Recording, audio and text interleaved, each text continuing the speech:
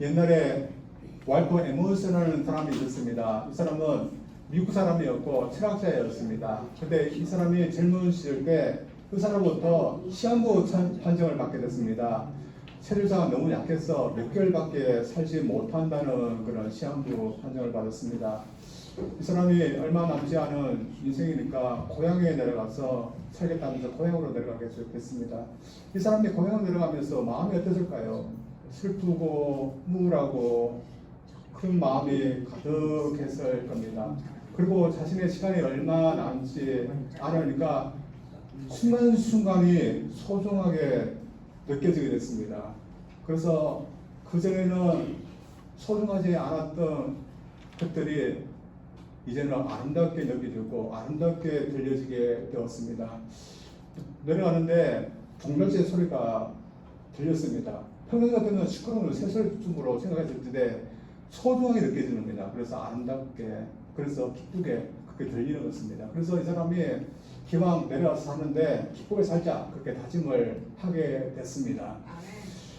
그러자 아침에 일어나서 태양을 보면서 기쁘고 또한 자신 집 앞에 있는 그런 꽃들과 그런 수목들을 보면서 참 기뻤습니다. 그리고 어느 순간 이제 의사가 말했던 몇 달이 지났습니다. 이 사람이 체질상 죽었는데 죽었을까요? 안 죽었습니다. 그걸 얼마 동안 더 살았을까요? 78세까지 살았습니다. 이 이야기가 뭘 말할까요? 우리가 기쁘게 살면 오래 살 수 있다. 뭐 그렇게 말할 수도 있지만 그런 중요한 것은 하나님께서 우리 인생에게 기쁨을 주셔서 우리에게 있다는 것을 말하고 있습니다. 이 사람은 자연세계, 도달새 그런 새소리 같은 곳에서 기쁨을 보았고 또한 느꼈습니다. 그래서 그는 일상생활 속에도 기쁨, 사소한 것에도 기쁨을 보았고 또한 사람과의 관계에서도 기쁨을 느꼈을 것입니다. 그래서 나중에 그가 치료가 되어서 사람들에게 어떻게 가르쳤을까요? 우리 인생에는 기쁨이 있으니까 그 기쁨을 누리면서 살라 그렇게 가르쳤을 겁니다. 그러나 우리 인생에는 기쁨만 있는 것은 아닙니다. 슬픔도 있고 걱정도 있고 어려움도 고난도 있는 겁니다. 저는 14년에 하와이로 왔습니다. 하와이에 왔을 때 말로만 듣던 하와이에 온다니까 좀 들뜬 마음이 있었습니다. 왔더니 자연 환경이 너무 좋은 겁니다. 산도 있고 바다도 있고 자연 환경 때문에 여기 사는 것이 참 기쁘다는 그런 마음이 들었습니다. 근데 자연 환경에서 사는 그런 기쁨이 그러나 모든 것을 다 상쇄해 주지는 못했습니다. 왜냐하면 우리가 살는 그런 걱정 또한 어려움 그것이 자연 환경에서 오는 그런 기쁨으로 다 상쇄되지는 못하였기 때문입니다. 그래서 저희들이 아침에 상쾌한 기분으로 일어나지만 기쁘지만 그러나 살면서 어려움을 겪으면서 저희들 삶이 금방 어렵고 힘든 것을 저희들이 많이 느끼면서 살아가게 됩니다. 그래서 자연환경이 우리 모든 것들을 다 상쇄해 주지는 못합니다. 물질도 마찬가지입니다. 물질이 있다고 해서 우리 모든 것을 다 상쇄해 주지는 못합니다. 젊음도 건강도 마찬가지로 계속 우리에게 기쁨을 줄 수는 없는 겁니다. 여러분 우리의 외모는 어떨까요? 여러분 중에 20대, 10대 한 외모였던 분들 분명히 있을 겁니다. 그래서 여러분 얼굴 거울 보면서 나는 이렇게 예쁘지 하면서 그 10대, 20대 그렇게 다 그 기쁨 가운데 살지 않았습니까? 근데 그 기쁨은 지금도 계속 지속되고 있습니까? 어떤 분들은 그렇게 하려고 노력했지만 그렇게 하지 못하는 것 같습니다. 그러나 우리 인생에 많은 슬픔과 어려움이 있지만 이것을 능가할 수 있는 것이 우리 그리스도인에게는 있는 겁니다. 그래서 우리 그리스도는 기뻐해야 되고 또한 기쁨 가운데서 살아야 되는 것입니다. 오늘 본문 말씀 통해서 바울은 이 기쁨이 우리에게 주어졌다 하는데 이 기쁨이 무엇인지 한번 보려고 합니다. 먼저 그리스도는 복음에 참여하게 된 것에 대해서 기뻐해야 된다는 겁니다. 이 빌립보서는 누구에게 쓴 편지일까요? 바울 사도가 빌립보에 있는 교회 식구들에게 쓴 겁니다. 사도행전을 읽어보면 바울 사도가 소아시아 지금의 터키 지역에 있을 때 하나님께서 유럽으로 가라 해서 유럽 땅에 와서 처음으로 전도하고 교회를 세웠던 지역이 빌립보였습니다. 우리가 알고 있을 때 루디아를 비롯한 몇 명의 여인들이 안식일날 강가에 와서 기도를 하고 있을 때 그가 전도해서 세운 교회입니다. 그래서 몇몇 여인들이 먼저 세웠던 교회였습니다. 그리고 간수의 가정이 교회 식구들이 되었습니다. 그 후에 바울사도는 떠나게 됐습니다. 그렇지만 계속해서 교회는 안정적으로 잘 성장하게 되었습니다. 그 후에도 계속해서 바울사도를 도와서 같이 사역을 했던 교회였습니다. 특별히 바울사도가 많은 어려움이 있을 때 도와줬던 그런 교회였습니다. 기도로 도와주고 또한 사랑을 보내줘서 도와주고 또한 물질이 필요할 때는 물질적인 후원을 해서 도와줬습니다. 참 이런 교회니까 바울 사도가 생각에 이 교회는 어땠을까요? 참 고마운 그런 교회였을 겁니다. 또한 흐뭇한 그런 교회였을 것입니다. 그래서 그가 비로시건 로마 감옥에 갇혀있지만 감사를 하기 위해서 편지를 써서 보냈습니다. 그래서 이 빌립보서를 보면 감사하는 그 마음이 곳곳에 되어 있습니다. 그래서 바울이 편지를 쓰면서 감사를 하는데 한번 어떤 내용으로 감사하는지 한번 보기를 원합니다. 3절부터 5절까지입니다. 제가 읽습니다. 내가 너희를 생각할 때마다 나의 하나님께 감사하며 간구할 때마다 너희 무리를 기쁨으로 항상 간구하면 너희가 첫날부터 이제까지 복음을 위한 일에 참여하고 있기 때문이다. 바울은 감사를 하고 있는데 누구한테 무엇 때문에 이 감사를 하고 있는 겁니까? 직접적으로는 하나님께 감사하고 있는 겁니다. 이유가 뭘까요? 빌립보 성도들 때문에 감사하고 있는 겁니다. 심지어 빌립보 교회들 식구 때문에 기쁘다 그런 말을 하고 있습니다. 왜 그가 감사하고 기뻐하는 것일까요? 바울 사도에게 물질적인 후원을 하고 기도해주고 사람을 보내줘서 감사하는 것일까요? 그런 감사도 있지만 그러나 이 모든 것에 같이 참여하게 됐다는 것에 대해서 그는 감사하고 있습니다. 바울이 결국에는 기뻐하고 있는 것은 이들이 어디에 참여한 사람들이기 때문에 기뻐하는 것일까요? 예수님이 구세주이고 또한 주시라는 복음에 그들이 참여하였기 때문이었습니다.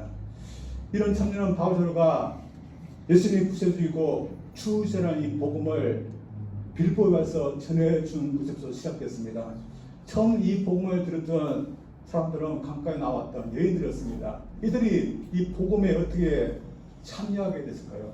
예수님께 구세주고 주이시라는 것을 믿음으로 참여하게 됐습니다. 간수의 가정도 마찬가지였습니다. 간수가 구원이 필요해서 내가 어떻게 하면 구원을 받을 수 있습니까? 하면서 소리쳐자 복음을 전했습니다. 어떤 복음을 전했을까요? 이렇습니다. 이르되 주 예수를 믿으라. 그러면 너와 내 집이 구원을 받으리라. 3대 가문도 같았습니다. 사도행전 16장 30절에 나온 읽어보겠습니다. 그들을 데리고 자기 집에 올라가서 음식을 차려주고 그와 온 집이 하나님을 믿음으로 크게 기뻐하리라. 근데 이렇게 복음을 믿고 복음에 참여한 이들은 계속해서 복음에 참여하는 교회가 됩니다. 복음을 전하는 사도 바울을 돕는 교회가 된 것입니다. 따라서 이들은 언제부터 복음에 참여하게 되었는지 뚜렷한 그런 교회였습니다. 따라서 이들을 보았을 때 참 감사가 되었고 기뻤던 것입니다. 그러나 이것은 바울 사도만이 간직하고 싶었던 것이 아니었습니다. 이 빌립보 성도들에게도 알려주고 싶은 것이었습니다. 그것이 무엇일까요? 빌립보 성도들도 내가 복음을 믿게 되었고 복음에 참여하게 된 것이 지극히 기쁜 것이라는 것을 알도록 하고 싶었던 것이었습니다. 사실 당시에 다른 복음이 있었지만 또 예수님의 복음에 참여한 것이 가장 기쁘다는 것을 알고자 했던 것이었습니다. 당시에 다른 복음이 있었습니다. 어떤 복음이었을까요?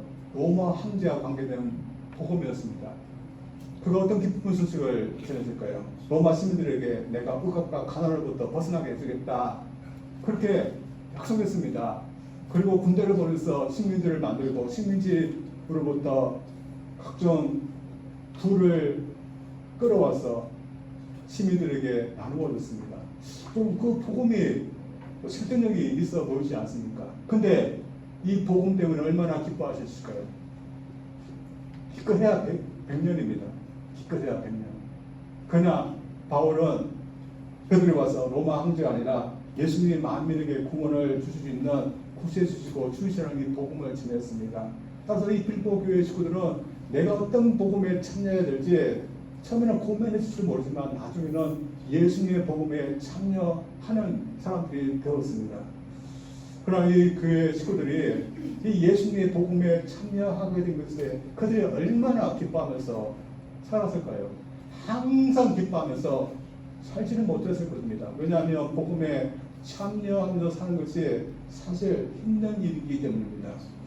복음에 참여하기 위해서는 예수 그리스도만을 구세주로 고백해야 됩니다. 당시 모든 사람들이 황제가 구세주라고 믿고 있는 그런 사람들 속에서 예수 그리스도를 구세주로 고백하게 되면 차별을 당하게 되었습니다. 그뿐만이 아니었을 것입니다. 바울과 함께 복음을 전하기 위해서 그들은 물질적인 후원도 하고 기도도 하고 사람도 보는데 그들이 넉넉해서 그랬던 것이 아니었습니다. 넉넉하지 못했지만 그렇게 했던 것이었습니다. 그래서 그들은 복음에 참여해서 헌신했던 것입니다. 따라서 복음에 참여해서 헌신하기 때문에 어떤 경우에는 참 어렵고 힘든 경우들이 있었을 겁니다. 그래서 어떤 성도들은 복음에 참여하는 것이 참 힘들다 그런 생각을 했을지도 모릅니다. 그러나 복음에 참여함으로 감당해야 하는 어려움이 있지만 이 어려움과 비교할 수 없는 것이 복음에 참여함으로 주어진 것입니다. 그래서 내가 복음에 참여한 거, 내가 지금까지 복음에 참여해서 지금까지 살아온 것에 대해서 여러분 어떻게 생각합니까? 내가 왜 그때 예수를 믿어서 내가 복음에 참여해서 내가 왜 이렇게 살고 있나? 여러분 아무도 그렇게 생각하지 않을 겁니다. 그 반대일 겁니다. 그러나 저희들이 가끔은 이 복음에 참여한 것에 대해서 저희들이 참 기쁜 것이고 그것을 우리가 잃어버리고 사는 경우가 참 많은 것 같습니다. 여러분 어떻습니까? 내가 예수님을 알고 믿게 되었고 복음에 참여한 것이 참 기쁜 것이다. 여러분 매일매일 느끼면서 살고 있습니까? 우리도 그렇게 해야 되는데 좀더 그렇지 못하는 겁니다. 세상 사람들은 참 이 기쁨을 알지 못합니다. 그래서 왜 저 예수 믿는 사람들이 복음에 참여해서 예수 믿는데 왜 이렇게 기쁘게 믿고 있나? 그 기쁨을 알지 못합니다. 여러분 우리는 기쁨을 알고 있다고 생각합니다. 왜냐하면 복음에 참여함으로 말미암아 우리에게 주어진 그 시 때문에 참 기쁜 겁니다. 그래서 그 기쁨 때문에 우리는 믿음 생활을 기쁘게 하는 거고 이 작은 거지만 모여서 예배도 하고 또한 가끔씩 다투지만 그래도 기쁘게 서로 사랑하면서 기쁘게 믿음 생활하고 있는 겁니다. 네, 그렇게 우리는 예수님의 복음에 참여한 것에 기쁘게 저들 생활하기를 원합니다. 그래서 혹시 저들이 이 기쁨을 잊어버리고 산다면 지금 저들 다시 회복하기를 원합니다. 그래서 회복해서 저들이 예수님께 되었고 복음에 참여하게 된 것이 참 기쁘고 또한 참여해서 교회 생활하는 것도 기쁘고 성도들과 함께 주님을 믿고 사는 것도 기쁠 수 있는 저들에게 주님 이름으로 축원드립니다. 두 번째로 그리스도인들이 복음에 참여한 것에 기뻐해야 하는 이유는 복음의 약속은 미래의 확실한 사실이기 때문입니다. 바울은 교회 식구들에게 복음에 참여한 것이 기쁜 것이다 말하지만 한편 왜 그런지 이유도 설명합니다. 그 이유를 보겠습니다. 6절 보고 또한 9절에서 17절까지인데 제가 다 읽어보겠습니다. 먼저 6절입니다. 너희 안에서 착한 일을 시작하시니까 그리스도 예수의 날까지 이루실 줄을 우리는 확신하노라. 9절부터입니다. 내가 기도하느라 너희 사랑을 지식과 모든 총명으로 점점 더 풍성하게 하사 너희로 지극히 선한 것을 분별하며 또 진실하여 허물 없이 그리스도의 날까지 이루고 예수 그리스도로 말미암아 의의 열매가 가득하여 하나님의 영광과 찬송이 되기를 원하노라. 이 구절을 보면 바울은 미래를 언급합니다.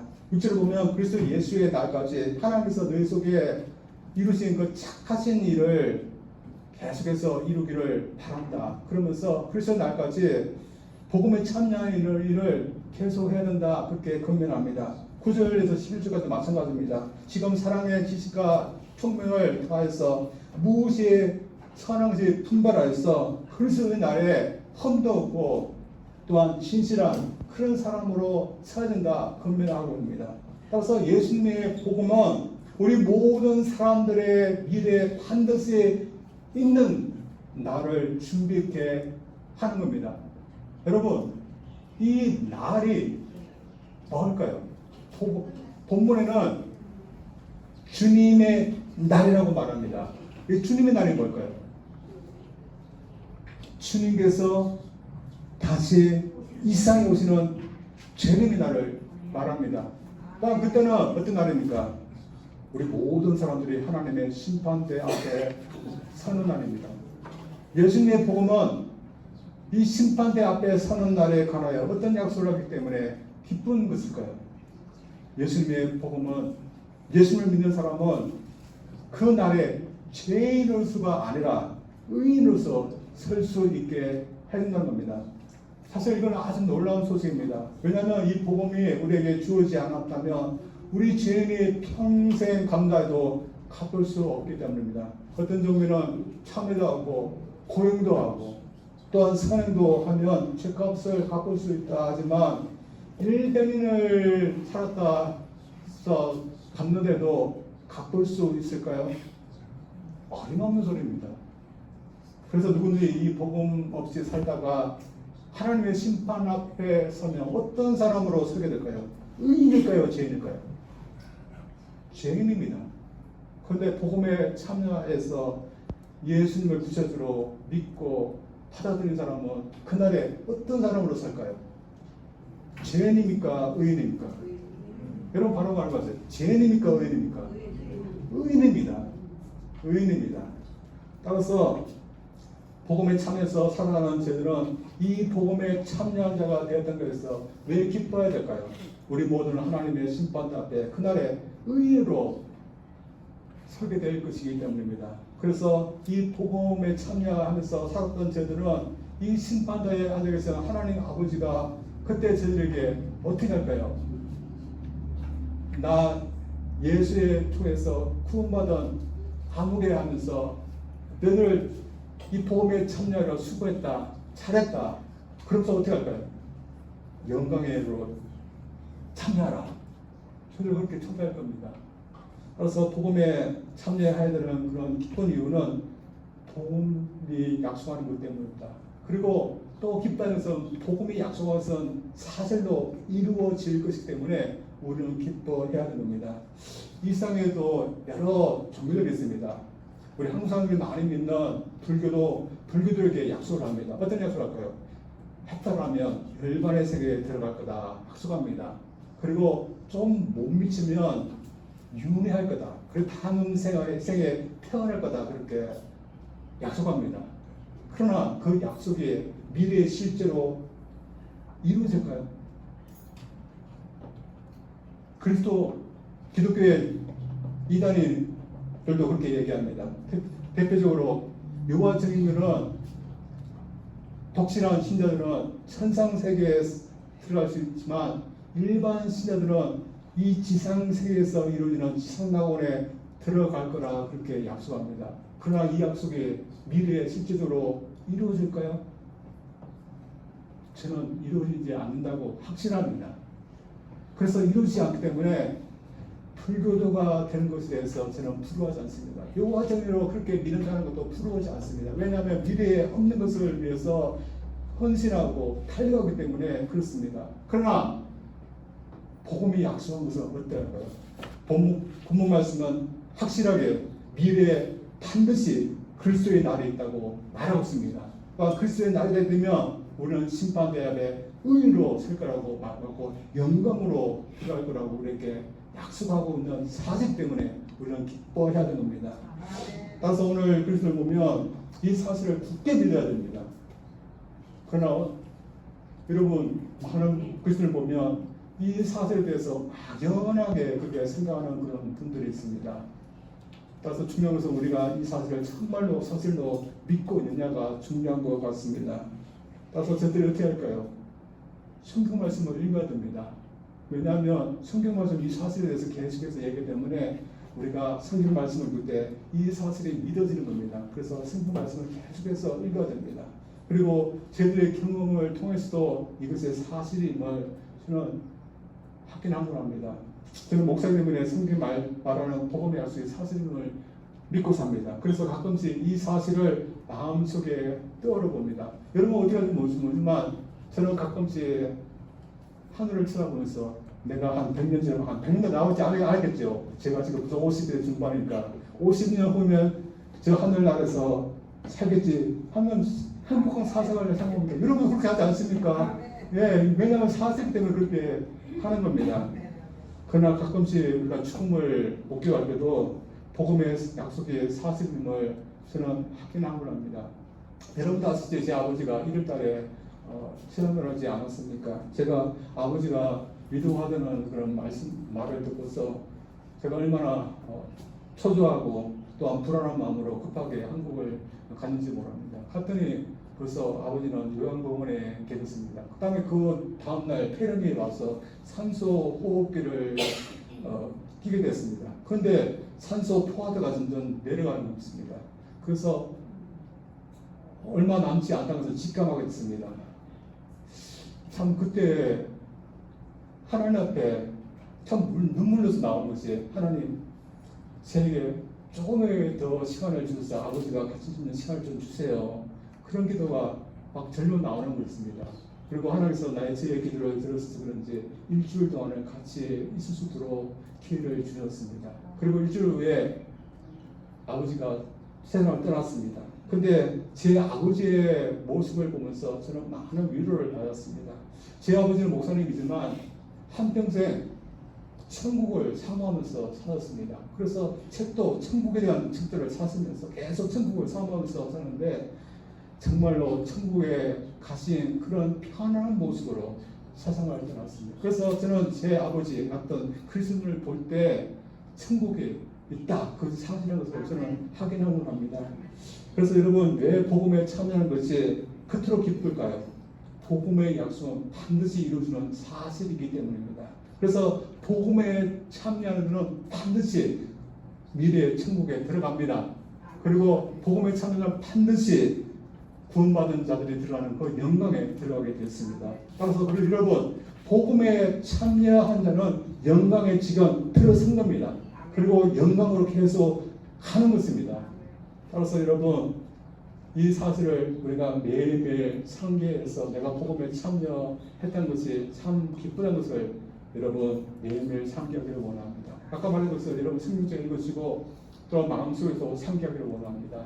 그리고 여러분 우리 믿는 분들이 서로 모일 때는 이런 것에 대해서 좀 얘기해야 됩니다.